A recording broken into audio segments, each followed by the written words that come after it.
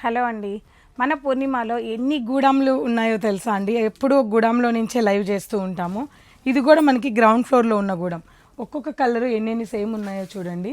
అన్నీ కూడా టస్సర్స్, ఇవన్నీ కూడా టస్సర్స్లో దాదాపు 10 పీసెస్ ఉన్నాయి.